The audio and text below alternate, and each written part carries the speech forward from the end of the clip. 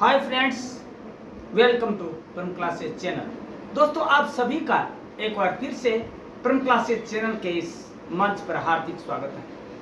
दोस्तों, वह मंच, वह चैनल जो आपके लिए हर बार हर रोज एक नया टॉपिक, एक नया विषय लेकर आता है और जानकारी लेकर आता है बहुत ही सरल, सहज और स्पष्ट शब्दों में, जिसे कि आप जानना चाहते हैं। दोस्तों, आज भी हम एक नया टॉपिक लेकर आए हैं, एकदम नया।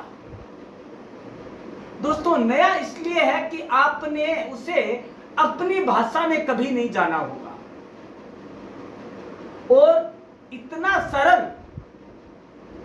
कि आपने कभी पढ़ा भी नहीं होगा।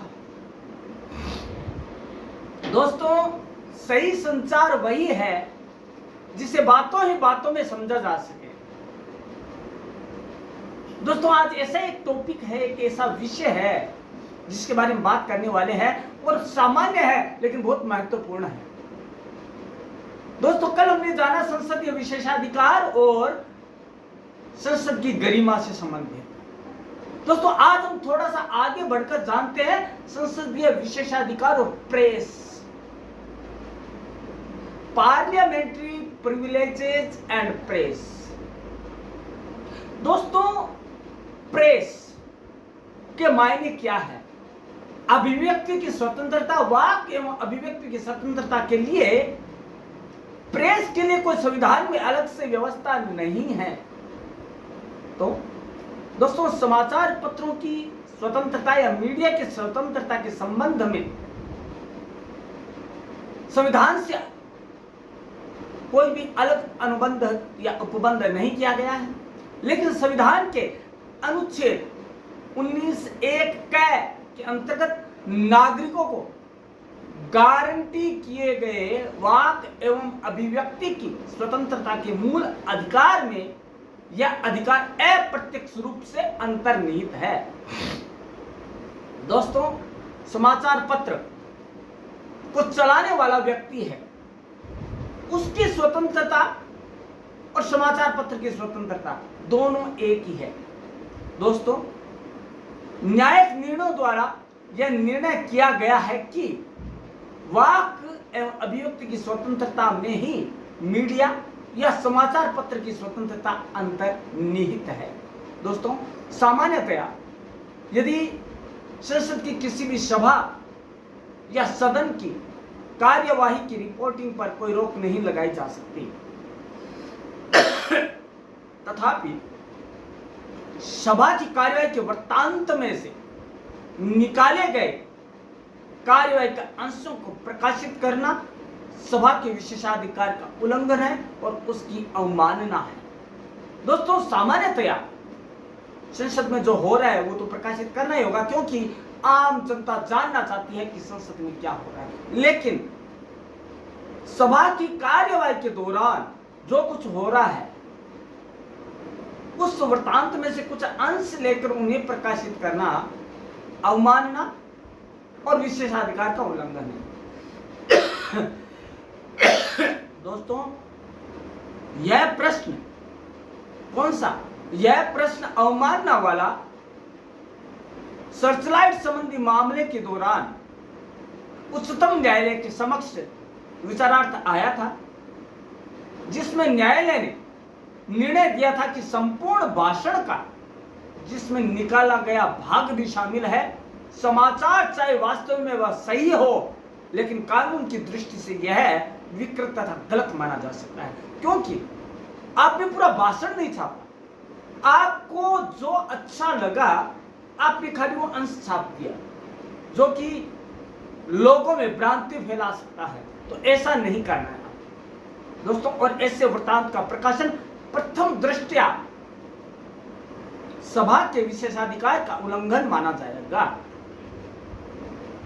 दोस्तों, संविधान के अधीन संसद की किसी भी सभा की कार्यवाही के प्रकाशन से संबंधित सभी व्यक्तियों के विरुद्ध किसी भी न्यायालय में कार्यवाही किए जाने से पूर्ण अनुमति प्रदान की गई है। दोस्तों,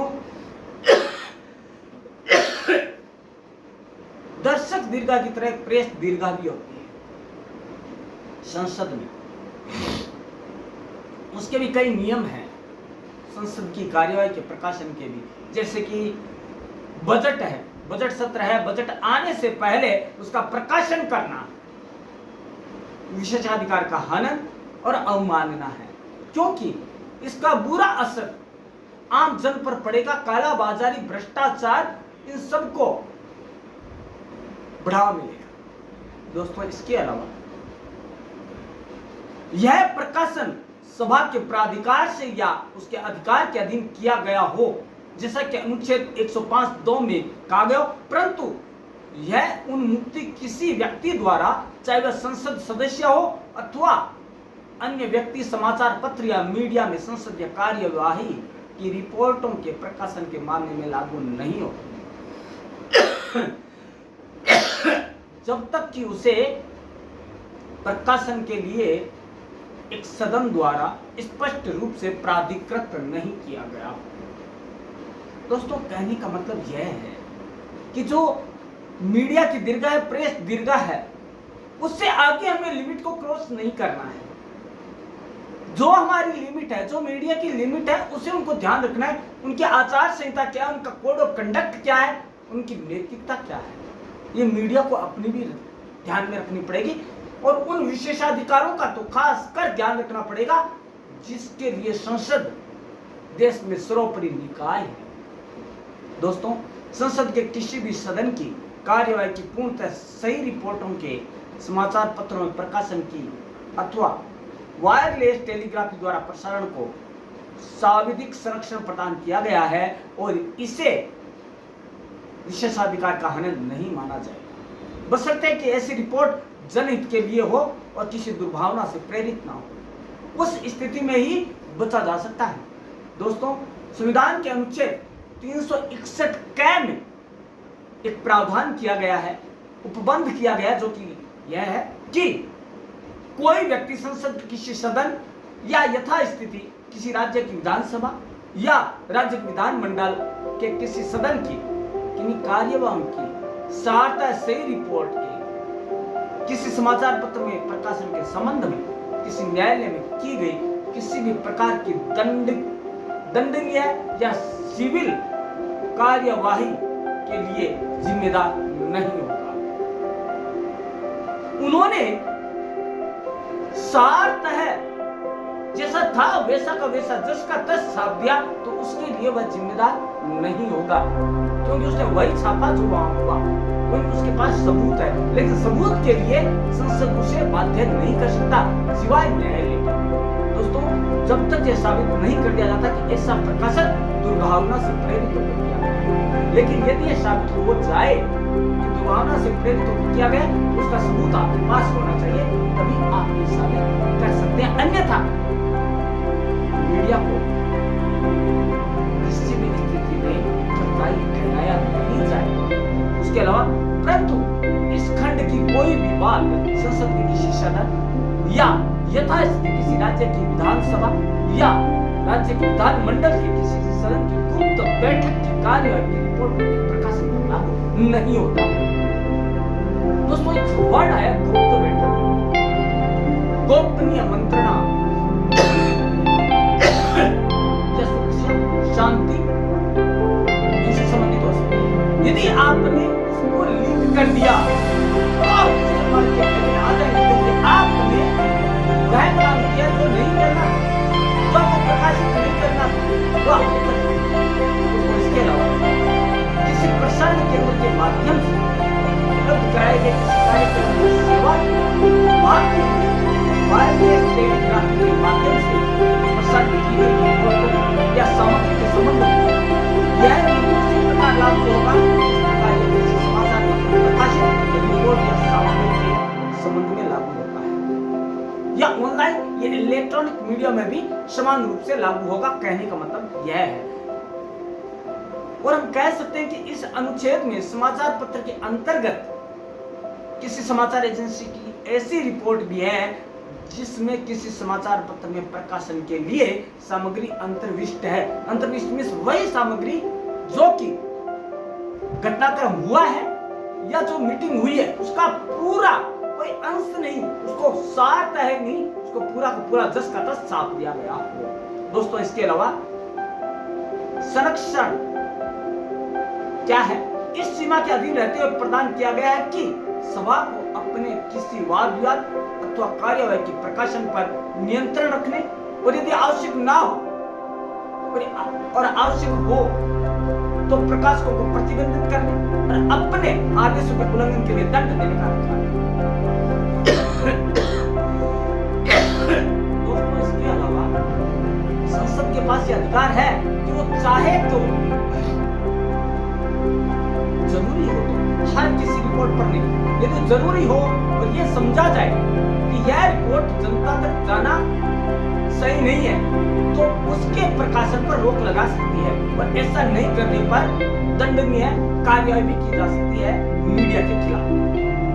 दोस्तों यद्यपि सभा के कार्यों की बाबत रिपोर्ट देने पर सामान्यतः कोई प्रतिबंध नहीं लगाया गया है, लेकिन सदन अथवा इसकी समितियों के वाद विवाद अथवा कार्यवाहियों की रिपोर्ट असद्भावपूर्वक प्रकाशित किए जाने पर अथवा यदि सभा के किसी सदस्य के भाषण को जानबूझकर गलत प्रस्तुत किए गए किसी दस्तावेज के बाद सभा में प्रस्तुत किए जाने से पहले प्रकाशित करना भी निषिद्ध है।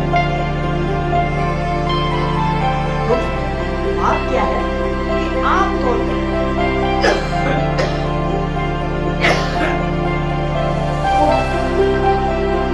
प्रकाशन की कोई नहीं, लेकिन यदि कोई हमारा मीडिया है वो एक्सपायर बड़ा ही एक यक्ष प्रश्न है और चिंता का विषय भी है, चिंतन का भी विषय कि मीडिया आज के युग में जिस स्थिति परिस्थिति को दिखा रहा है उसके अनुरूप बहुत ही संकट आने वाला है। दोस्तों यदि मीडिया कोई भी हो, चाहे प्रिंट हो चाहे इलेक्ट्रॉनिक मीडिया, यदि वह दुर्भावना के साथ किसी भाषण को तोड़ मरोड़ कर प्रकाशित करता है तो उस पर दंडात्मक कार्यवाही हो सकती है। इसके अलावा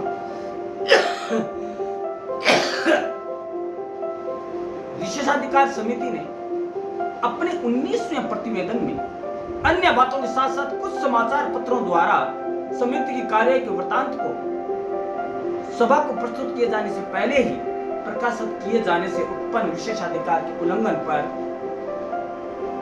प्रश्न भी उठाया था और विचार भी किया था कि ऐसा बिल या विधेयक जिसे सभा में प्रस्तुत ही नहीं किया गया और उसे आपने छाप दिया, प्रकाशित कर दिया, तो यह विशेषाधिकार का उल्लंघन होता है, उसकी श्रेणी में आता है और उसके लिए आपको दंडात्मक कार्यवाही के लिए तैयार रहना चाहिए क्योंकि आपने आचार संहिता का उल्लंघन किया है। दोस्तों समिति ने यह भी पाया कि जैसे संसदीय समिति की कार्यवाहियां गोपनीय होती है तथा उन्हें तब तक प्रकट नहीं किया जाना चाहिए अथवा न उसका कोई प्रचार किया जाना चाहिए जब तक उसे सभा में प्रस्तुत न कर दिया जाए, क्योंकि गोपनीयता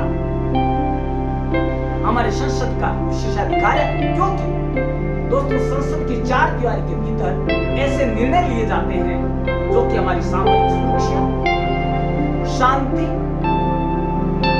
और चारों तरफ से महत्वपूर्ण, जब वो आर्थिक हो चाहे राजनीतिक हो, उनको तब तक प्रकाशित नहीं करेंगे जब तक कि वह सभा में पेश नहीं हो जाए या जब तक कि उसे मीडिया के द्वारा, संसद का जो मीडिया उसके द्वारा जारी नहीं कर दिया जाए अब प्रकाशन किया जा सकता है। दिया गया उसके लिए दंडात्मक कार्यवाही जरूरी है। इसके अलावा संबंधित समाचार पत्रों द्वारा की गई क्षमा याचना पर गौर करने पर समिति ने सिफारिश की कि इस पर आगे कोई कार्यवाही न की जाए, परंतु सभी संबंधित समाचार पत्रों को यह चेतावनी दी कि यदि भविष्य में इस प्रकार की कोई स्थिति उत्पन्न होती है तो समिति की कार्यवाहियों के समय से पूर्व प्रकाशन अथवा प्रकट करने कार्यों को गंभीरता से लिया जाएगा। हालांकि उनको चेतावनी देकर छोड़ दिया गया, लेकिन यह भी कहा गया यदि ऐसा पुनरावृत्ति होती है तो उस उसके लिए दंडात्मक कार्यवाही आवश्यक रूप से की जाएगी। दोस्तों, प्रेस के लिए आवश्यक है कि वह सभा की गोपनीय बैठकों की कार्यवाहियों अथवा निर्णयों को तब तक प्रकट ना करे जब तक कि उन्हें ऐसा करने के लिए कहा नहीं जाए या गोपनीयता के ऊपर से प्रतिबंध हटा नहीं लिया जाए, तब तक उसे प्रकाशित नहीं करना चाहिए। ऐसे किसी भी प्रकाशन अथवा प्रकटन को सभा के विशेषाधिकार का उल्लंघन ही नहीं घोर उल्लंघन माना जाता है और इसके लिए हर समाचार पत्र को मीडिया को तैयार रहना पड़ेगा। दोस्तों, आज जो मीडिया का परिदृश्य हम देख रहे हैं वह बड़ा ही सोचनीय और बड़ा ही गंभीर चिंतन का विषय, क्योंकि आज का मीडिया आपकी निजी जिंदगी में शंद मार सकता है तो संसद तो क्या ही चीज। मीडिया का जन्म या प्रेस का जन्म 5 बातों को लेकर हुआ था: message, entertainment, development, inform and aware. जबकि आज यह केवल मनोरंजन के अलावा कुछ भी नहीं कर रहा। और ऐसी स्थिति में यदि वह संसद की कार्यवाही चुटिले अंदाज में करता है, जनता तक लाता है, तो उसके लिए दंडात्मक कार्यवाही आवश्यक है, क्योंकि संसद किसी भी देश का सर्वोच्च मंदिर है। उस मंदिर की गरिमा को बनाए रखने का दायित्व हम सभी का है। और जब भारत जैसे विश्व के महानतम लोकतंत्र की बात की जाती हो और वहां पे संसद विशेषाधिकार का हनन होता हो, तो ये किसी भी स्थिति में अक्षम्य नहीं हो सकता। इसलिए मीडिया या प्रेस को चाहिए कि वह कोई भी प्रकाशन करने से पहले 4 बार उसके बारे में सोचे और उसकी अनुमति ले कि क्या हम ये प्रकाशित कर सकते हैं या नहीं, ताकि वो आने वाले खतरे से बच सके। दोस्तों, इन्हीं बातों को हम अंग्रेजी में भी जान लेते हैं, क्योंकि अंग्रेजी में भी स्टूडेंट से जो जानना चाहते हैं कि what are the parliamentary privileges in context of press. तो दोस्तों, today we will know all about in the view of Parliament and their privileges. दोस्तों, first of all, we will know that from where we adopt the parliamentary privileges. Friends, the feature of parliamentary privileges in the Indian Constitution is borrowed from British Constitution. दोस्तों, जो हमारे संविधान में विशेषाधिकार है वो हमने ब्रिटिश संविधान से लिए हैं। दोस्तों, the British constitution is a source of other borrowed features like parliamentary government, the rule of law, legislative procedure, single citizenship, cabinet system, prerogative rights and bicameralism. दोस्तों, the Indian Parliament's privileges among other provisions are contained Article 79 to Article 122 of the Indian Constitution. Now we know what is the parliamentary privilege. ये विशेषाधिकार है क्या?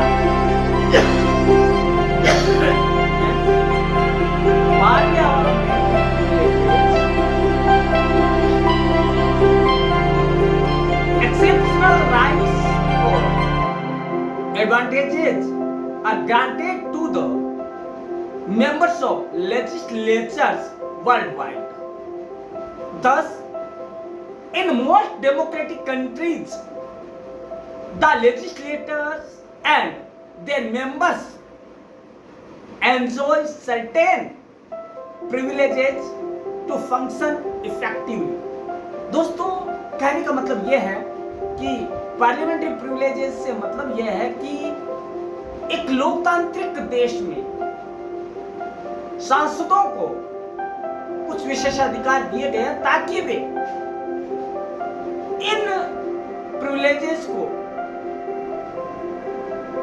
ध्यान में रखकर और इनकी शक्ति के साथ, अधिकारों के साथ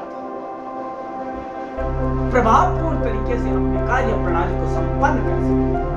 दोस्तों, privileges through part of the law of the land is to a certain extent an exemption from the ordinary law. It would not be wrong to say that privilege is to parliament what prerogative is to the crown. Just as the crown can exercise prerogatives without help or hindrance from parliament or the judges, the House of the Parliament can exercise privileges without help or hindrance from the judges. Friends, India is one of those rare examples in history where representative institutions were made available by a foreign government by slow degrees and evolved gradually.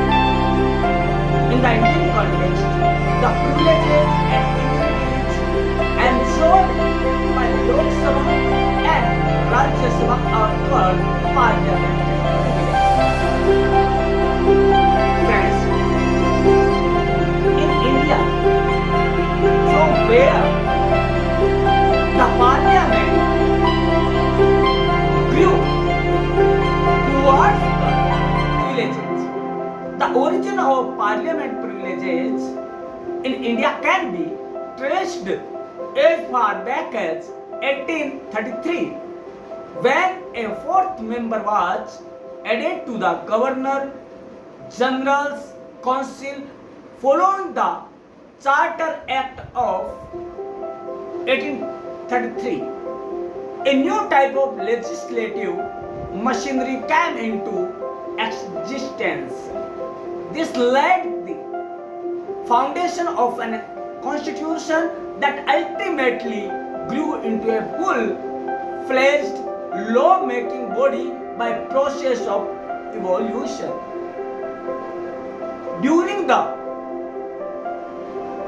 British Crown, the official aversion to the legislature's privileges was diluted after the indirect election to the legislature was provided by the Indian Councils Act 1909. The Government of India Act 1935 provided that there should be freedom of speech in the legislature. Friends, here is the main work of press. Friends, press should be keep in mind to the privileges of legislatures or member of parliament. Friends, today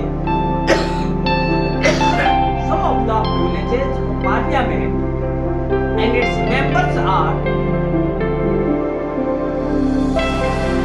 legislatures and committees are specified in the Constitution, and there are certain statuses and the rules of procedure of the House.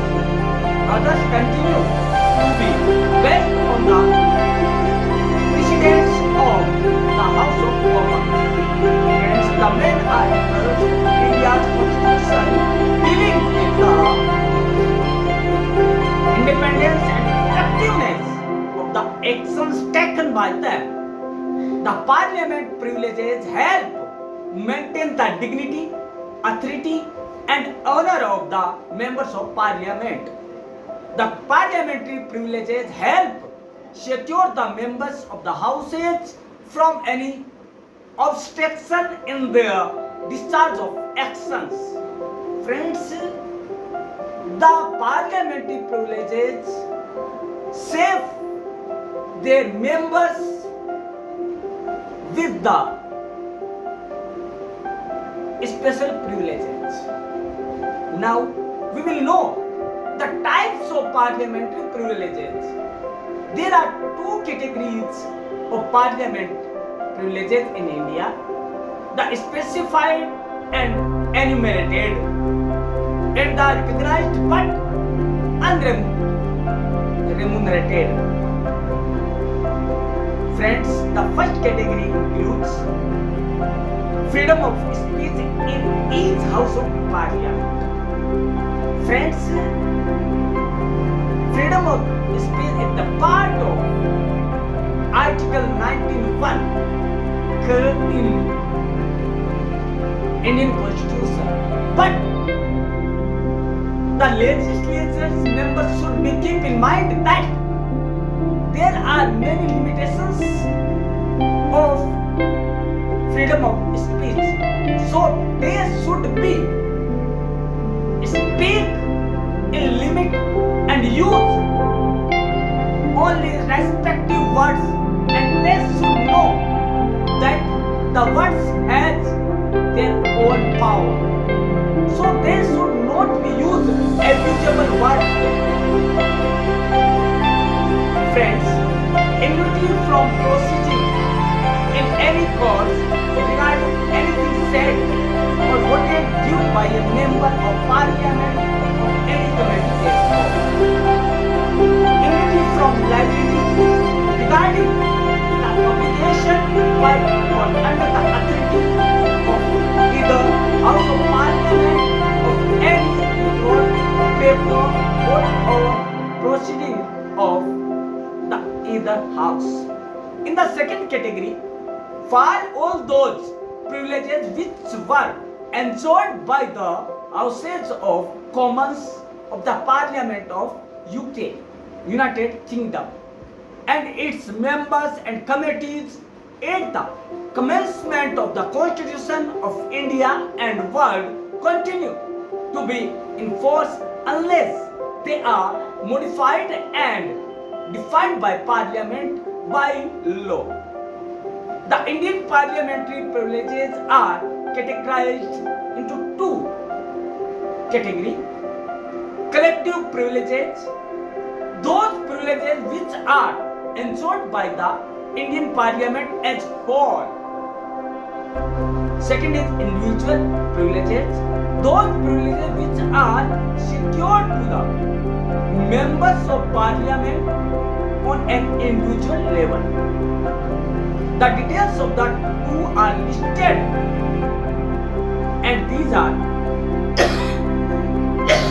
first of all, we will know about the collective privileges of the Indian Parliament.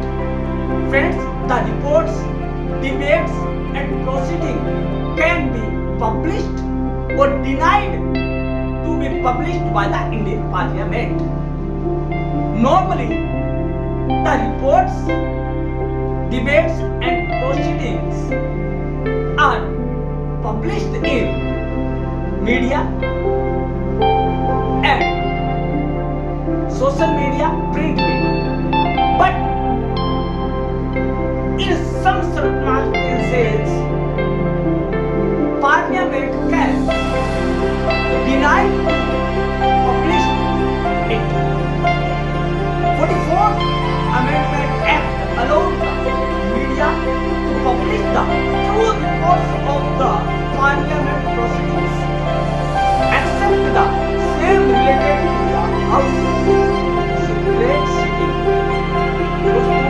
44th Amendment जो कि संविधान का है, उसके तहत media को संसद की कार्यवाही को प्रकाशित करने का अधिकार है। कौन सी? एकदम सही रिपोर्ट को प्रकाशित करने का, अन्यथा संसद की अवमानना मानी जाती है। क्योंकि मीडिया जनप्रतिनिधि है और वहां पे भी जनप्रतिनिधि है। दोस्तों, लोग मीडिया पर ज्यादा विश्वास करते हैं, तो मीडिया को चाहिए कि वह विश्वास के साथ और सही रिपोर्ट को लोगों तक पहुंचाए। दोस्तों, बजाय सीक्रेट मीटिंग की रिपोर्टों की, गोपनीय जो मीटिंगें होती हैं की रिपोर्टों को प्रकाशित करने का अधिकार मीडिया को नहीं है। यदि वो ऐसा करता है या करता पाया जाता है तो उसे दंडात्मक कार्यवाही से कोई नहीं बचा सकता। दोस्तों, the Indian Parliament has the right to exclude strangers from its proceedings। दोस्तों, भारतीय संसद के पास यह अधिकार है कि वह अजनबियों को गुप्त मीटिंग से बाहर, गोपनीय मीटिंगों से, बैठकों से बाहर रखे। The secret sittings of the houses are also a part of the parliamentary privilege। The two houses can make rules for the regulation of their procedures, conduct of their business, and adjudication of their work। The parliament can suspend or expel members in case of breach of privilege। The parliament is entitled to punish the outsider, the members of any breach of privilege by using any of the following: reprimand, admonition, imprisonment। The parliament is the right to receive immediate information on the arrest, detention, conviction, imprisonment and release of a member। Any inquiries can be initiated by the Indian Parliament and so can the right to call upon the witnesses। दोस्तों, कार्रवाई की जा सकती है किसी के भी खिलाफ, लेकिन उसके लिए विटनेस या सबूत होना जरूरी है। दोस्तों, the proceedings of the houses can committees of the Parliament can't be inquired by the court. No person, either a member or outsider, can be arrested and no legal process, civil or criminal, can be served within the precincts of the house without the permission of the presiding official। Friends, now we will know about the individual privileges of the member of parliament। No arrest of a member of the parliament can take place during its session। Also, members can't be arrested 40 days before and after the sessions beginning and end of the session। But in today's era, it is happening very well।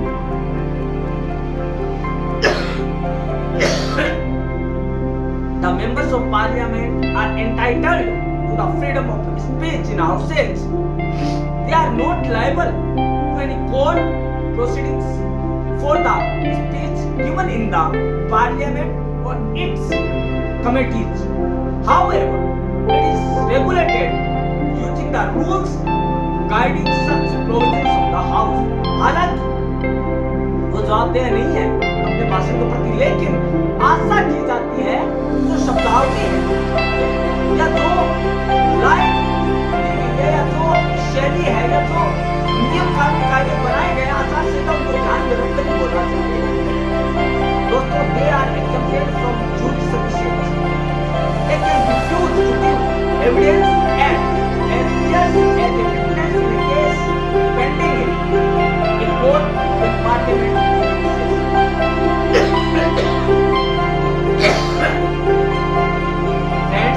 Now we will know the parliamentary privileges and the freedom of press। Friends, in 1964, little did Mr. Keshav Singh know that a pamphlet circulated by him against the sitting member of Uttar Pradesh Legislative Assembly would land him in prison for breach of privilege and not only lead to constituting the largest bench of 28 sitting judges of the Allahabad High Court, but would also lead to the formulation of presidential reference under Article 140 3(1) of the Constitution of India 1950. The Constitution of India recognizes the privileges of the Parliament and state legislatures and their respective members and committees under Articles 105 and 194 respectively, and allows them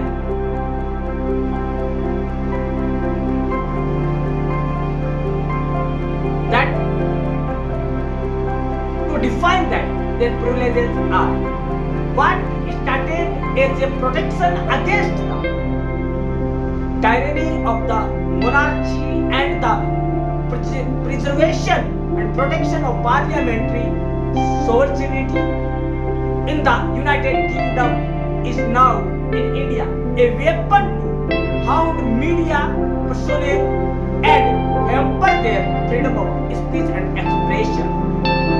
These loggerheads between legislation and press have taken various twists and turns in the history of independent India, with the press having to navigate choppy waters of comments, admonishment, and even imprisonment. Now, there are many types of things which are happening in the Indian Constitution and Indian Parliament. Friends, now we come on the conclusion that what started as protection against monarchical tyranny in the United Kingdom is used as a weapon by successive governments in India to silence the media. Active reporting of legislative speeches and constructive criticism is a key ingredient for a healthy democratic soul. दोस्तों, जो एक सच्ची reporting जो कि वाक एवं अभिव्यक्ति की स्वतंत्रता का बखान करती है, उसको ध्यान में रखकर किया गया प्रकाशन कभी भी किसी भी विशेषाधिकार का उल्लंघन नहीं होना चाहिए, बशर्ते वह अनुचित या दुर्भावना के साथ नहीं किया।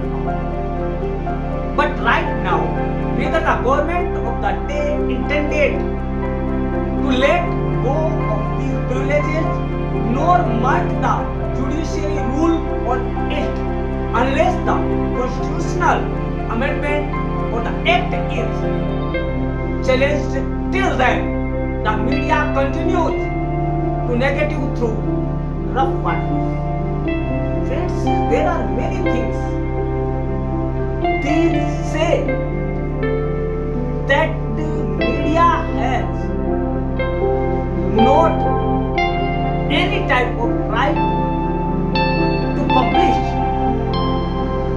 the proceedings of the parliament, and thus the right of freedom of speech is not going on very well, because everything is controlled by parliament. So how can the truth will come out to the public, and how you can say that the media is not freedom and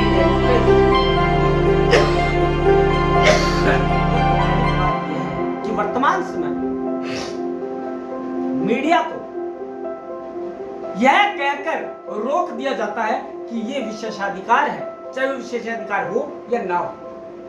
दोस्तों, यदि ऐसा होता आया तो किसी भी स्थिति में सत्यता आम जन तक नहीं पहुंच पाएगी। और दोस्तों, जो आए दिन संसद की अवमानना हो रही है, संसद के भीतर सांसद ही अपशब्दों का उपयोग करते हैं या संसद की गरिमा को भंग करने का प्रयास करते हैं, वो चीजें आम जन तक नहीं आ पाएगी और आम जन मूक दर्शक बनकर उन्हें वोट देता है। दोस्तों, जरूरत इस चीज की है कि सांसदों को खुद को शोभनीय व्यवहार करना पड़ेगा, शोभनीय आचरण करना पड़ेगा, ताकि उन्हें डर की कोई शिकायत ही ना हो, डर की कोई बात ही ना हो कि ये प्रकाशित करने दे या नहीं दे। दोस्तों, माना प्रेस ने मान लिया है कि उनके लिए भी एक दीर्घा है, प्रेस प्लेस है, पार्लियामेंट में प्रेस दीर्घा है, उनकी लिमिट से आगे उनको नहीं जाना है। लेकिन यदि हर किसी सामान्य बैठक या महत्वपूर्ण मुद्दे को भी आप ये कहकर रोक दो कि इसका प्रकाशन करना हमारा विशेषाधिकार है, नहीं करने देना, तो ये गलत है। दोस्तों, यदि ऐसा होता आया तो आम जन अपनी वाक एवं अभिव्यक्ति की स्वतंत्रता का अधिकार का पालन नहीं कर पाएगा। दोस्तों, किसी भी राम राज्य या लोकतांत्रिक व्यवस्था में जनता को जानने का अधिकार है कि उनके यहां संसद के मंदिर में क्या हो रहा है। दोस्तों, जब तक वो नहीं जानेंगे तब तक वो उचित और अनुचित का भेद कैसे कर पाएंगे, कौन सही है कौन गलत है कैसे पहचान पाएंगे। और यह पहचान कराना कहीं ना कहीं प्रेस का अहम दायित्व है। और यदि दोस्तों इसी अहम दायित्व से प्रेस को महरूम रखा गया तो उस लोकतांत्रिक व्यवस्था की नींव इतनी कमजोर हो जाएगी कि वह कभी भी भरभरा कर गिर सकता है। और दोस्तों, देखा गया है हमारे पड़ोसी देशों में जो लोकतांत्रिक व्यवस्था का हाल हुआ है, वह कमोबेश यही वजह है। दोस्तों, वर्ल्ड में कई ऐसे देश हैं जहां पर तानाशाही चरम पर है और उसका कमोबेश कारण संसदों के द्वारा, सांसदों के द्वारा और संसद के द्वारा अवांछनीय अधिकारों को विशेषाधिकार की श्रेणी में डाल देना और प्रेस को प्रतिबंधित कर देना, कार्यवाही की सही रिपोर्ट को भी प्रकाशित करने से। दोस्तों, माना कि संसद के विशेषाधिकार है, गोपनीय बैठकों के विशेषाधिकार है। दोस्तों, सामान्य जो कार्यवाही है उसके प्रकाशन से रोकने पर एक प्रश्न चिन्ह खड़ा होता है कि क्या हम लोकतंत्र में जी रहे हैं? क्या हमें कुछ भी जानने का अधिकार नहीं है? क्या हम उस भारत में रहते हैं जहां पे राम राज्य था? दोस्तों, कई प्रश्न हैं और प्रश्न के घेरे में उलझी हुई संसद है और यह मीडिया है। दोस्तों, विशेषाधिकार वह अधिकार है जो आपको विशेष बनाए। आम तौर पर इसका उपयोग नहीं करना चाहिए। दोस्तों, इसका एक उदाहरण है, विशेषाधिकार शब्द का उपयोग एकदम अंत में करना चाहिए। मुलाकात, बात और लात हमारे यहाँ पे भारतीय परंपरा है, पहले मुलाकात हो फिर बात हो, नहीं मानो तो विशेषाधिकार का उपयोग करो ना। दोस्तों, यहाँ की हमारी जो प्रेस है